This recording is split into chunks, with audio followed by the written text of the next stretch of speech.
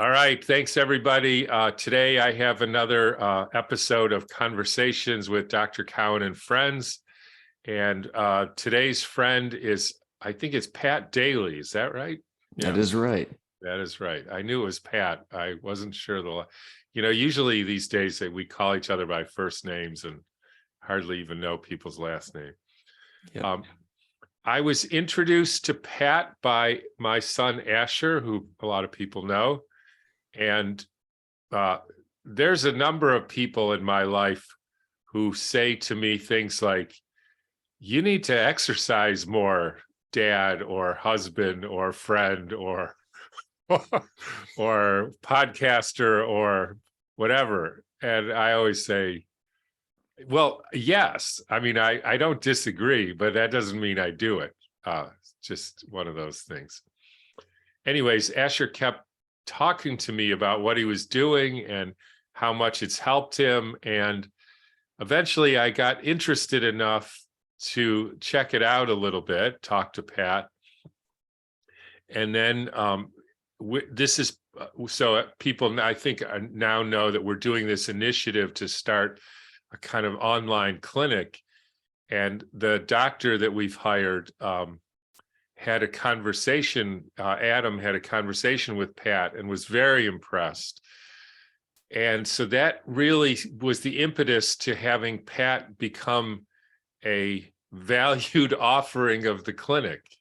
In other words, because it's so true that being in shape and keeping your muscles fit and your movement healthy as you age, I mean, I don't know that there's anything more important than that as far as being a healthy, active, awake, alive person than being fit. I actually just heard that Ben Greenfield, who I've been in contact with a number of times over the years, dug up something about archives showing that the National Academy of Medicine or somebody, I'm not sure who, has like hundreds of studies showing the benefits of being fitter than not being fitter. In other words, having active, strong, healthy, flexible muscles. I mean, it's hardly a stop the presses moment. I mean, but you never hear once in medical school anybody say, you know, Tom, people who are fitter, they actually do better than people who are, nobody ever said that. People are, oh yeah, they got this disease or that disease. Nobody ever said, look at the guy, he's so out of shape, he can hardly get off the couch. But he must have rheumatoid arthritis. That's the problem. And you think, oh yeah, all right, well, that's our job, is to make a diagnosis. Anyways, it sounds ridiculous when you think about it, but that's so without trying to be too ridiculous, although I'm pretty good at being ridiculous, we decided that's got to be an integral part if we're going to try to help people. Pat is going to, for everybody who signs up for the clinic, they're going to have access to doing movement, whatever. Pat will describe what he's doing to get fitter and stronger and healthier. And so I thought I wanted to take this opportunity to have Pat introduce himself and talk about how he's doing it, what he's doing it, how this can be done even over over virtually, et cetera. So that's the plan today. And I told Pat I was going to show one really stupid thing, so I'm going to do that just to show everybody how ridiculous. By the way, my wife showed me this. It's not like I spend all day looking at cat videos, but here it is. So I thought this was for anybody who's interested in cats. You can't get much.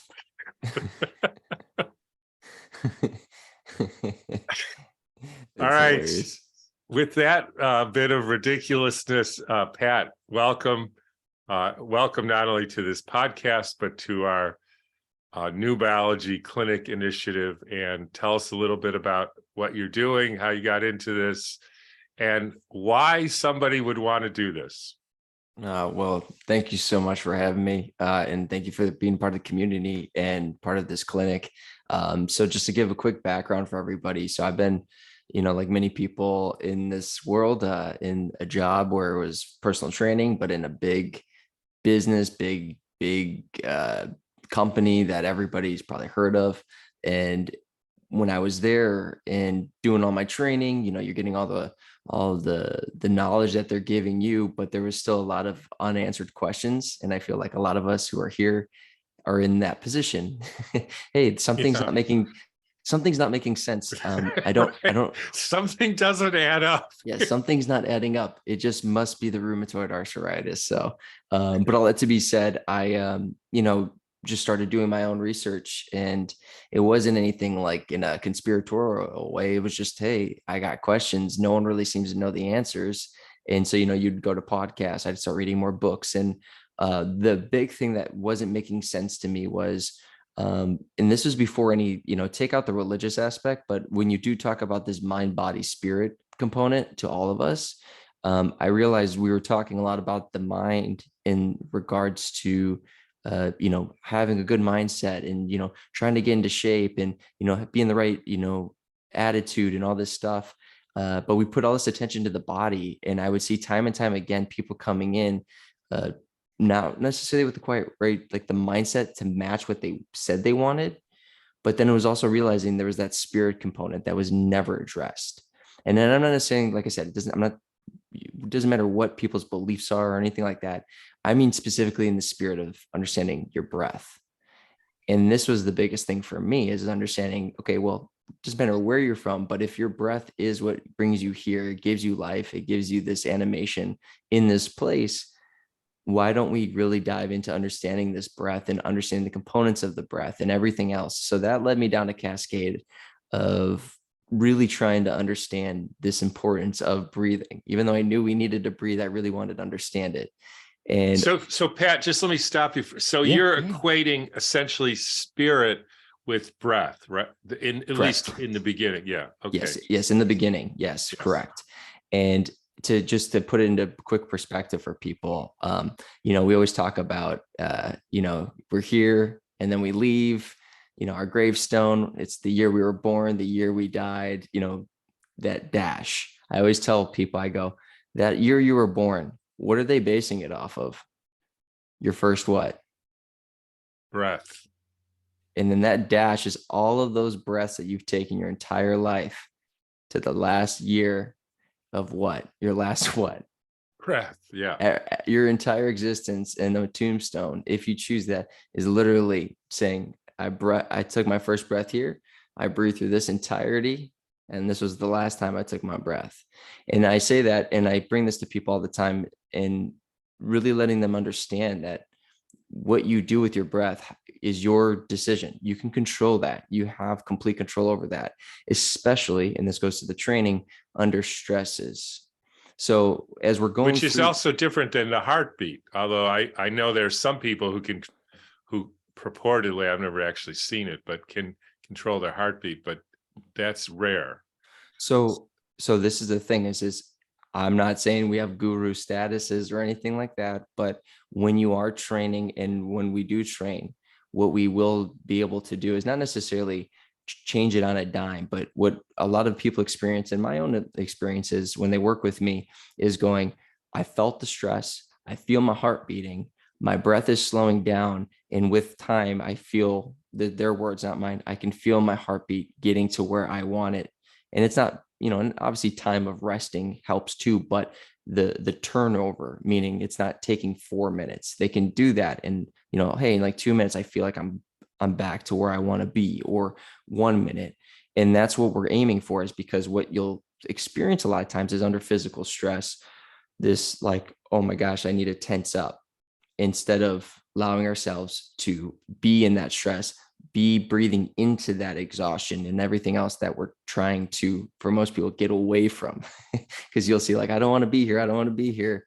And as we worked the other day, you see a lot of these isms or these spasm things start to happen. like ticks. I call them ticks, meaning when people are under stress, instead of just breathing and being in it, you'll see people like hands will start to move, their face will start to do stuff, they'll start to laugh. Some people start to curse at me.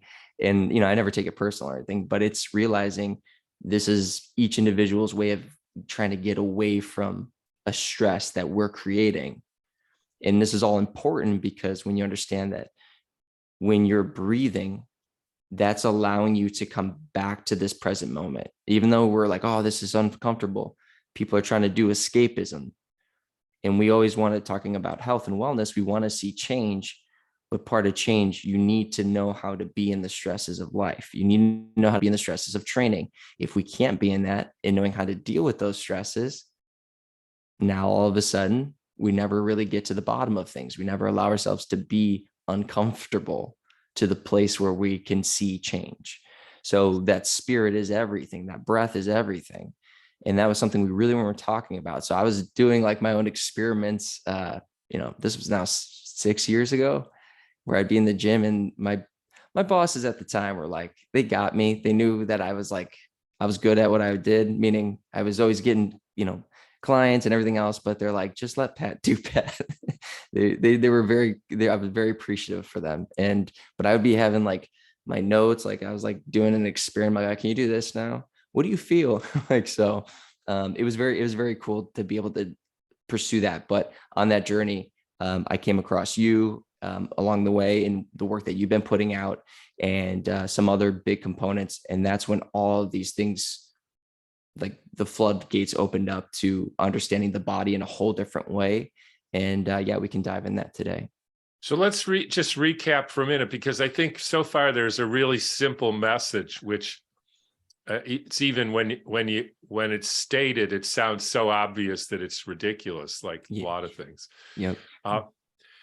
We meaning Americans, and now including in medicine, we tend to go through life avoiding stress, whether physical or emotional stress, or at least attempting to, particularly physical stress. And so what happens then is one's ability to adapt to stress gets smaller and smaller and smaller. And so then you get to the point where if anything happens to you, like somebody pushes you, which should be nothing, but then, oh, my arm hurts for a month, and you trip, which should be nothing, but because you're so unadapted, that's not the right word, you haven't put yourself, instead of getting wider and wider and wider and more resilient, you've gone the other way. And so you're so fragile that anything just puts you over the edge, and then you're sick. Absolutely. And it's in the most simplest way. The less stress you're willing to create for yourself in your life, the more you're going to feel these experiences where it's disease, uncomfortability, pains, because what's happening is there's a communication that's happening with stress. And we understand that no matter how we try to escape this idea of stress is always going to be there. Yeah. It's just going to show up in different ways. Okay. So you don't want to go work out. It's too uncomfortable. It's not worth putting the time. You don't like sweating, whatever it is. Well, now it's going to hurts, my arm hurts. Right. It's going, okay, I'm going to, instead of dealing and listening to what the body's communicating with that and how we can not overcome, but we can, see it through. What ends up happening is people go, okay, well, I'll choose the uncomfortability of, well, I just got lower back problems, and I'll just say it's because of my age, or, I'll say it's because my knees are bad and there's not much I can do about it. And I'll just get a knee surgery, and I'll take that stress. Right. You know what I mean? And so it's a matter, I always tell people when I, especially not always, but when I'm dealing with my older clients, I say, listen, you're going to have these stresses one way or another. You get to choose which path you want to take. It's, and this is for everybody, but more so when they're talking about like, oh, I'm just going to go right into surgery. And I'm like, listen, you have, when they come to me, they'll realize like, I'm going to do surgery, but I thought I'd give this a try. I'm like, listen, we'll get you moving. We'll get you going. I had a client recently, as an example. Everyone's different. Just want to preface with that. She's in her 70s, 30 years of sciatica. pains. She's like, I'm thinking about this. It's just so debilitating about going in, getting surgery. And I said, give me 3 days. Let's just see what happens.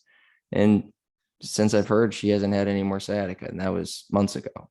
And Yeah. I spent maybe 3 hours with her. And I bring that up because it's saying the body wants to heal. It's communicating to you that it's always healing, and Yeah. it's ready to go through that healing response that we in our minds see as, oh, I'm getting better.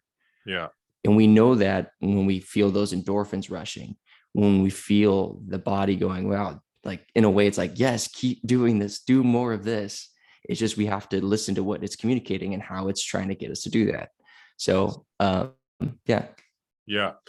I guess another way to say it is, if you don't stress yourself so that you can do more and more and more with, and be comfortable in doing more and more, even though the process may be uncomfortable, you'll get to the point, if you don't strengthen your arm, then it's someday the only thing you can lift is a fork. Exactly. And then you're in trouble. Right. And then people go, and as we say, people go, oh, it's my arthritis. That's the reason why I can't do it. And it's going, your arthritis is the, Right. the response to you not doing those things on a surface level. So, yeah. All right. So we're going to stress people in a way that helps them heal and work with the breath and their mind. That's what we're doing here. So how do we do that? So we're doing that with another component here. And I won't go into detail with you guys today, but on a surface level, the body is, we have to start with this starting line of, the body is perfectly designed, and it isn't, and it is a design. And the reason why I say that is because when you take a step back, and if you know this, or can go into it with this mindset, you'll look at the body and you will start to see exactly what it's been telling us this whole time. And that is that the body is meant to go through these oscillations. And what I mean by oscillation is just like the heart. And those who know Tom, when you know that the heart is going through this oscillation, the body goes through that similar oscillation when we move through space and time. My spine can do this action here where I'm rotating. That's when I'm walking or running. It's transferring of energy. In order to transfer energy from my left foot to my right foot, I need to be able to move my whole body through this one big coil and then release that coil from side to side. So now you're getting this. And the reason why that's important is because that is letting us know without fail, and I won't go into too much detail, that the body needs to coil and release.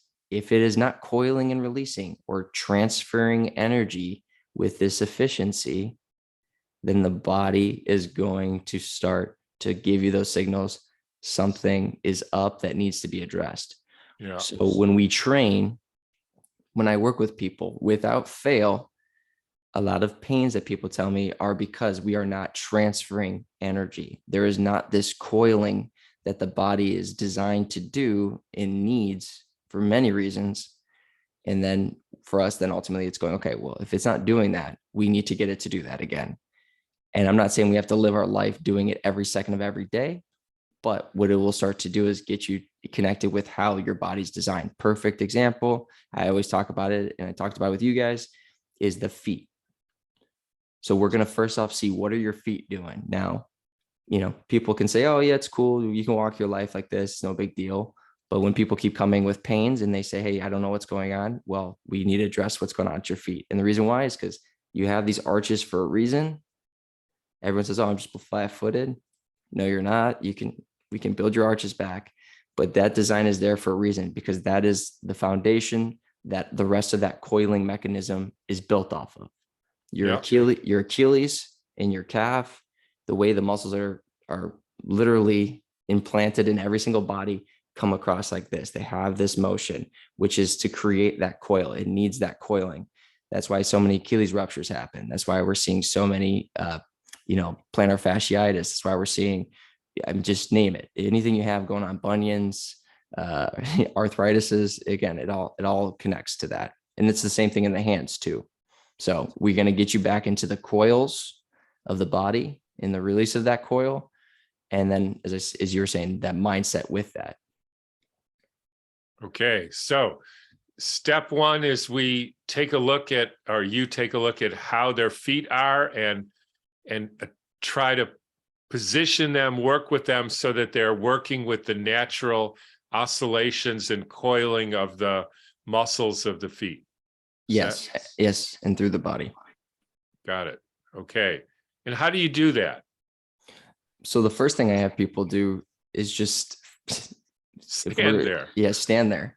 I just a quick example. I had a client in Germany who's 18 years old, and in our first session, I just had him stand there because he's got a lot of issues going on with his feet and his calves and his knees and everything else. It's kept him from playing tennis. He's an 18-year-old kid. And I was like, hey, man, just want you to stand there, see what that feels like. So with everyone else, we're going to be doing the same thing. And the reason why I do that is because talking about that breath and attention, when I have people do that and they first do it, they go, I don't feel anything, or I don't know. I don't know what you're saying. Yeah. And as time goes on, they'll start to realize, man, I feel a lot of weight, here, or I feel this. And so what I'm trying to get everyone to do, first and foremost, you will always try to start getting attention to your feet. You can do that today. You don't even have to do that when we start the clinic. But once we get into the clinic, what I'll do is I'll have people do that.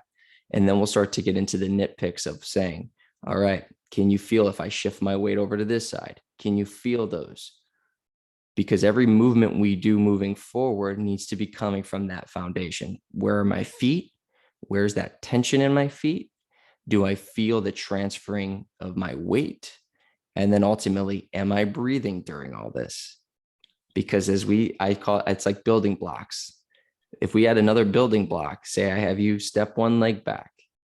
If you don't feel that, or you go back to, oh, I don't feel anything, I'm not breathing, we're seeing where your thresholds are each and every step, no pun intended. So we start with the feet, we take the breath, get it in order, feel that connection, and then we slowly build on each thing. No matter if you're, D1 athlete, or you're somebody who's, got grandkids and, has a bad back, we're going to start somewhere around the same spot every time.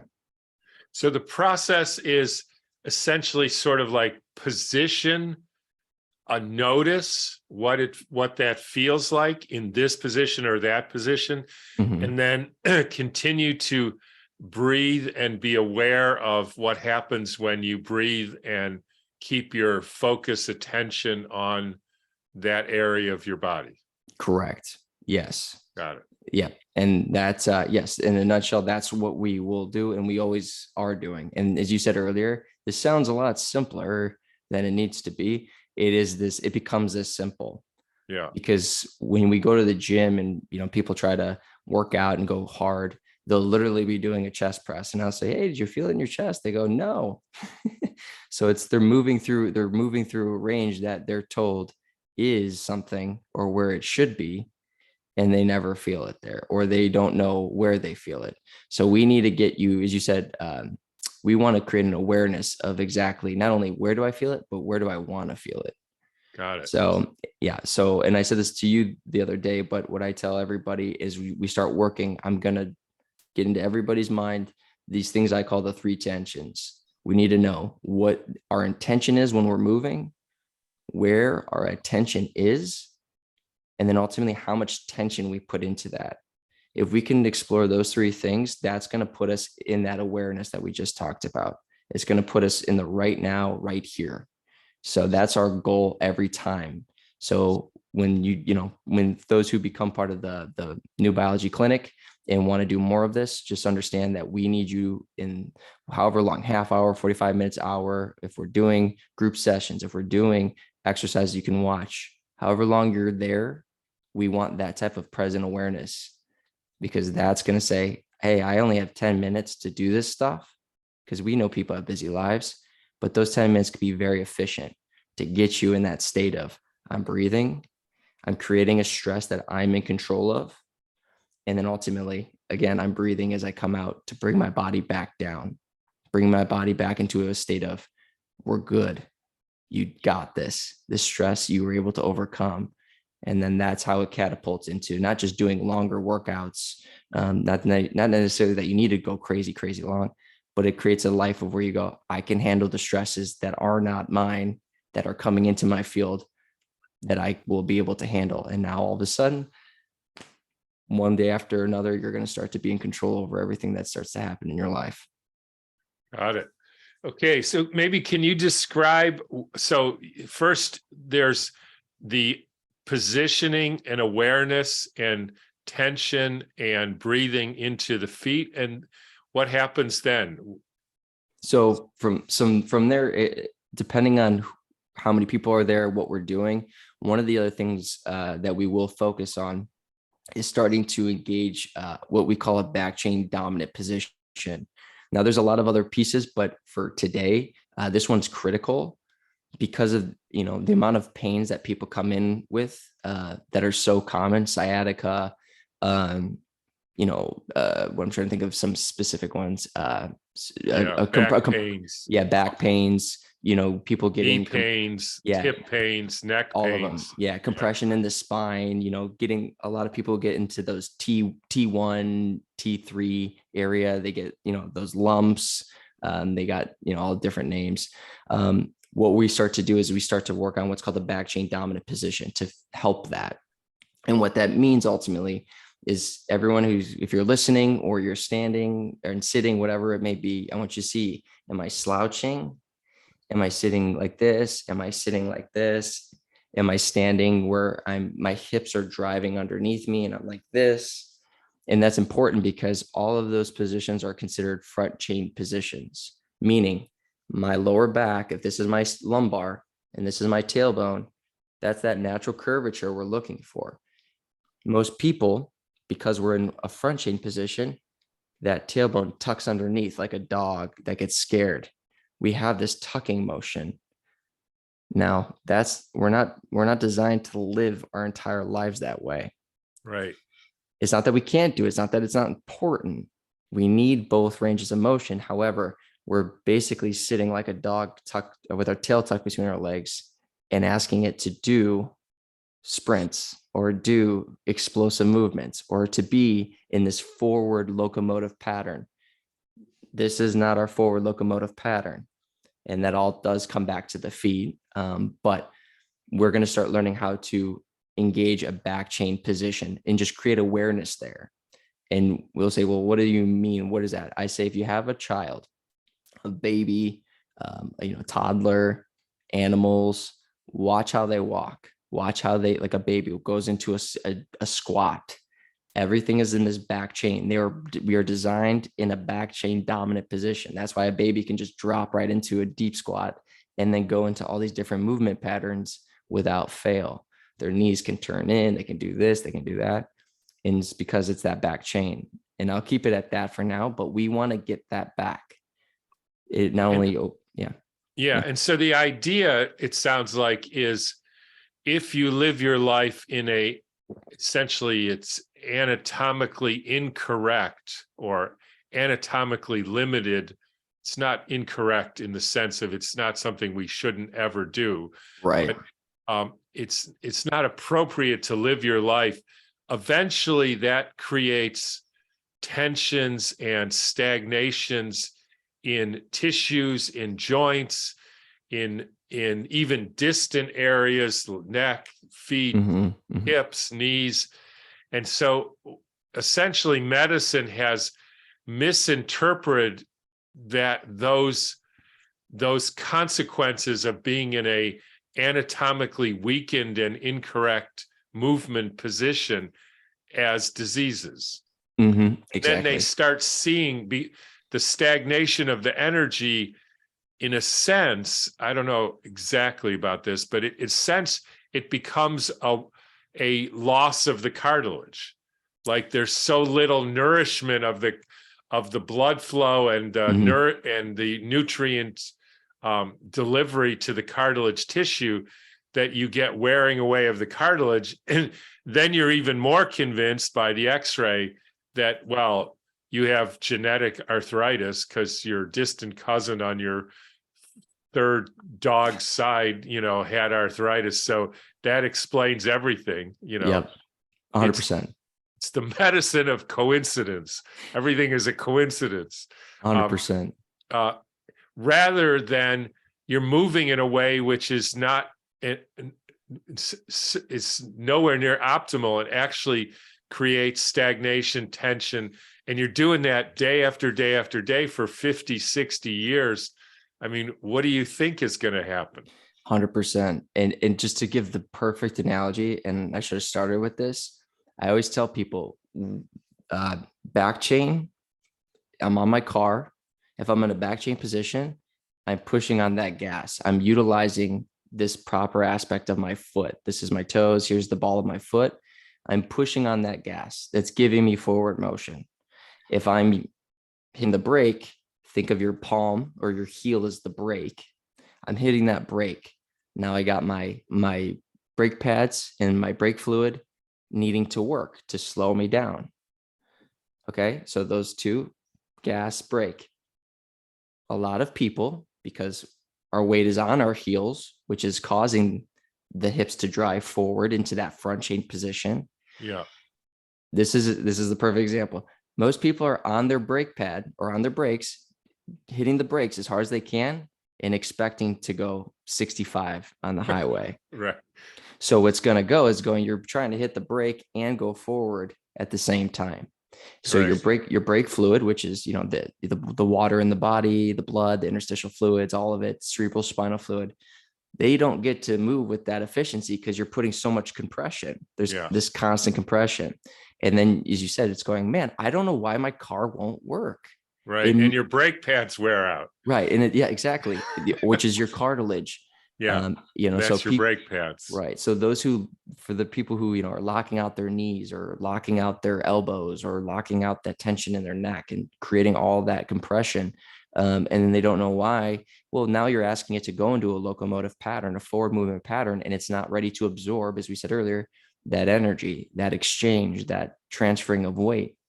And usually it happens in sometimes the silliest ways. And so the body will always communicate to you, hey, man, we need to make these changes. But what we're providing, what I'm providing with the New Biology Clinic is, what is this perfect design? And I'm not saying I have it all figured it out, but as we go through this journey, there's a lot of things that are starting to connect and the dots are connecting. One of the big things I want to just really quickly get out there is that, as we understand through your work and through Many's work, the body's ability to absorb and release, what it needs, try to get out what it doesn't need at the most simple level. If we're not moving through these natural spirals or these natural design oscillations, whatever, I'm under the impression that the body's ability to absorb what it is that we need is a lot more limited, as well as our ability to release. Yeah. And I know this I've come to realize this allegedly when I've seen a lot of people who've come to me and they're like, I got massive migraines. We do these things. We move through the flow of the body with the breath. And they're then going a week later, 2 weeks later going, hey, my migraines are gone, or they're very, very subtle. And I haven't taken my medications, which they didn't help anybody, for the 99% of them.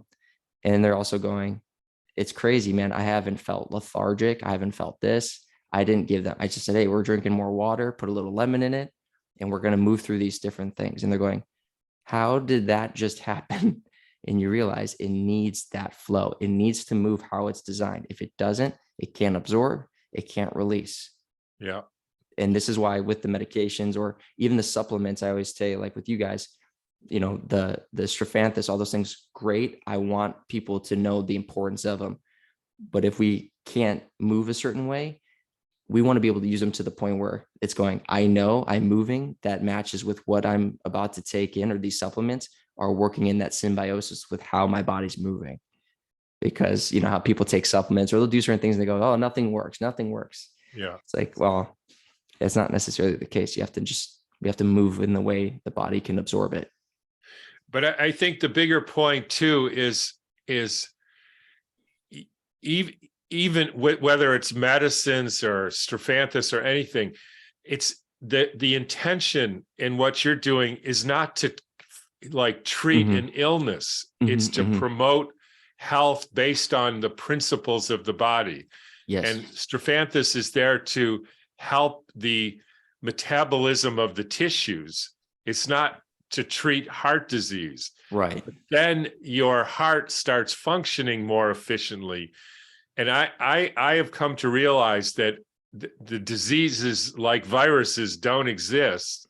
And so any attempt to treat a disease is bound to fail because Exactly. it's not the reality. The reality is stronger, fitter, more breath, properly, more oscillations, more working with the attentions.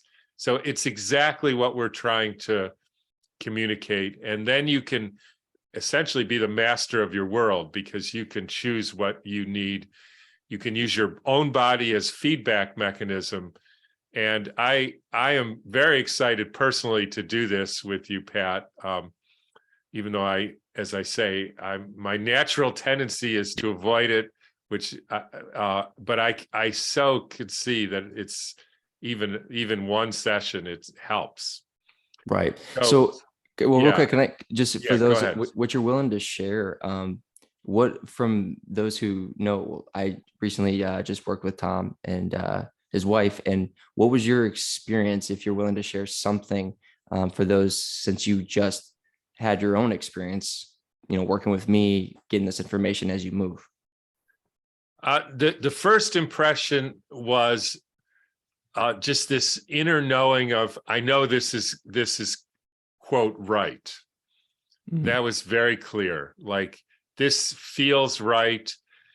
Then that quickly moves into the old familiar, this feels hard. And that goes into the old familiar, and so I'm not doing this. And then, because my wife's there and and I have something, but just hang on and stick with it. And I think that also helps that you were there. Okay. Mm-hmm. So then we do, you walk me through doing things with my feet and with my back. And then comes the feeling of, okay, I'm doing this, I'm going to quit. And then you asked me to just breathe with it for 10 more seconds. And I agreed, or at least I did it. And I realized that, in fact, it didn't kill me somehow. And I did it, and I'm basically still here.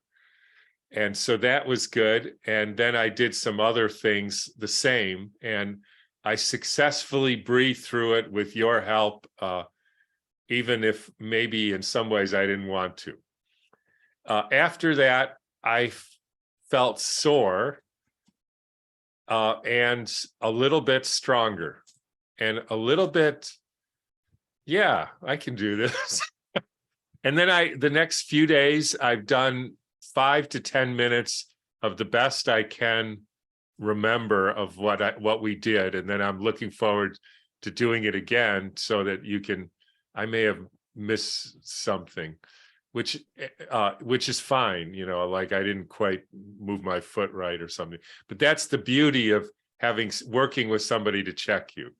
Yeah. And there's an inner sense for me that I'm going to be a stronger, better, fitter, more resilient version of myself than I was 2 weeks ago.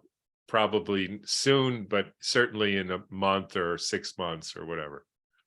Man, absolutely. I love that. And the biggest thing that you said, and I want everyone to know that when we work together, this is going to be my goal, is, as you said, that maybe I didn't get some things right, but I was trying my best to find it. It's going, you're bringing awareness to your body and you in that moment, because that's all that matters. Yeah. If I'm saying, oh, Tom, do a bicep curl, we could do bicep curls. But if you're just going through emotion and not really being like with what we're doing and just like, oh, I'm doing a pattern, but not really paying attention to all those little details that we did talk about, now it becomes a situation where it's going, I just kind of did it. But you're like, I'm trying to bring as much awareness to myself in these 5-10 minutes. And that goes a long way. So I'm glad that was the experience. And the big thing you also said, which I've had probably at this time hundreds, if not thousands of times, of that, I felt like I was dying and I realized that I'm okay. That has been one of the biggest responses I've gotten from people, is going, I felt like I couldn't do it. Like in a way I was dying. That's how they always say it. Like I was dying. I know it sounds weird. I'm like, it's not weird. It literally is a dying of an old self. This is like the Yeah. alchemy of what we're doing. When you understand that training is an alchemical process, that is what's happening. And I Yeah. won't go into too much detail now, but embrace that. That's what I always tell people, embrace that feeling. So I'm glad that that was the experience. Great. Okay. I think we gave people a really good flavor, and I hope everybody joins us in the New Biology Clinic initiative, and you'll get to work with Pat, and everybody will be able to work with you as a group, and then people can choose the option of working with you individually. And Linda had the very same, and she likes doing this stuff. And she felt sore and said, this is really going to help me. So Awesome. yeah. All right. I think we got it. Pat, thank you. And Thank we you. are so looking forward to launching this and working with you on this. Well, thank you for having me. And I'm looking forward to working with you, obviously, and then everyone else who joins us. We're going to have some fun and we're going to see some change. So thank you guys. I appreciate it. Okay, Pat, thank you. Thanks. Bye. Bye-bye.